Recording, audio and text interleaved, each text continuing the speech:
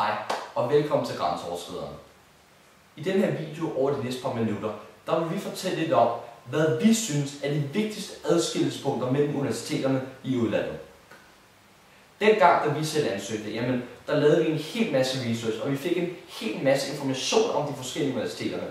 Det svære for os var bare at finde ud af, hvilke ting var de vigtige ting at kigge efter universitet, og hvilke ting er sådan set lidt lige meget. Nu når vi har gået herover, når vi har boet i udlandet i et par måneder, så kan vi så evaluere vores tid her og sige, okay, de her ting har betydet rigtig meget for mig, og de her ting er ikke så vigtige for mig. Det kan vi så relatere tilbage til dengang vi selv lavede research, og den kombination af viden kan vi så bruge til at hjælpe dig til at forstå, hvad de vigtige adskillelsespunkter er, når du skal ud og vælge dit universitet i udlandet. Helt konkret har vi fundet frem til 4 adskillelsespunkter, der skal hjælpe dig, når du skal vælge dine universiteter i udlandet. De 4 adskillelsespunkter, vi vil gå igennem i denne her video er 1. Det akademiske ry, 2. Den geografiske placering, 3. Om det er et campus- eller citybaseret universitet, og 4. Om det er specialiseret eller stort universitet. Det første, vi vil snakke om i dag, det er universiteternes akademiske ry. I udlandet, der er universitetsuddannelser meget mere et marked, end det er i Danmark. Det betyder for det første, at der er mange flere universiteter i udlandet, end der er i Danmark, men det betyder også, at universiteterne er nødt til at kæmpe i direkte konkurrence mod hinanden for at tiltrække studerende til deres universitet. Som på et hvert andet marked, så er der stor forskel på kvaliteten på det her marked.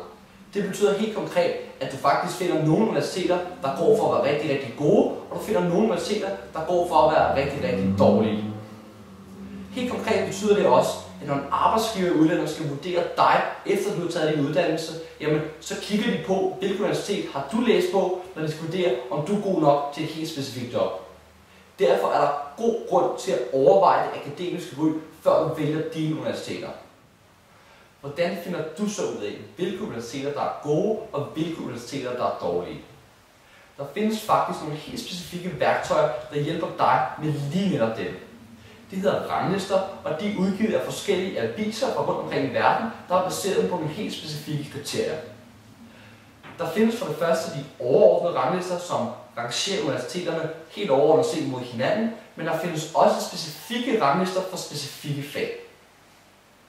Der findes rigtig mange forskellige ranglister for forskellige lande, og vi har samlet de fleste af dem i en online database, som du finder på vores hjemmeside.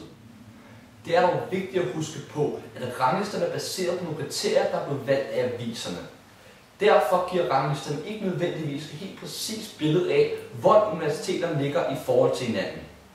Derfor er det vigtigt, at du kun bruger ranglisterne til at få et overordnet billede af, hvilke universiteter der er bedre end andre.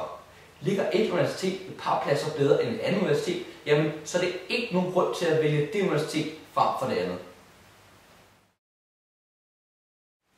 Det næste vigtige adskillelsespunkt at overveje er geografisk placering. Man skal meget tydeligt gøre op med sig selv, hvor man godt kan tænke sig at bo i mere end 3 år.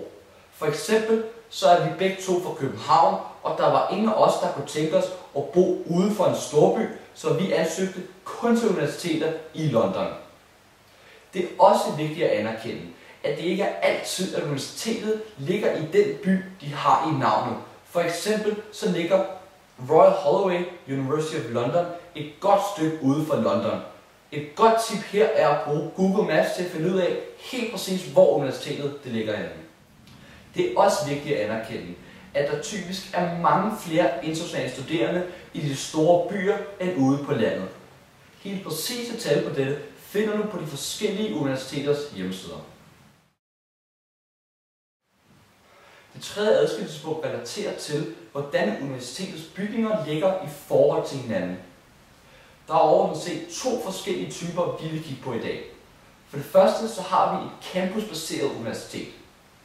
Her ligger universitetets bygninger typisk i et afspærret område, der minder om en universitetsby. Selv kollegierne ligger faktisk inden for de her universitetsområder, og man har typisk alt, hvad man skal bruge rigtig tæt på sig, og det betyder, at man meget sjældent har et behov for at gå ud fra de her områder. På den anden ende af skalaen har vi et citybaseret universitet. Et cityuniversitet har typisk bygninger spredt ud over en by. Udover det, jamen så ligger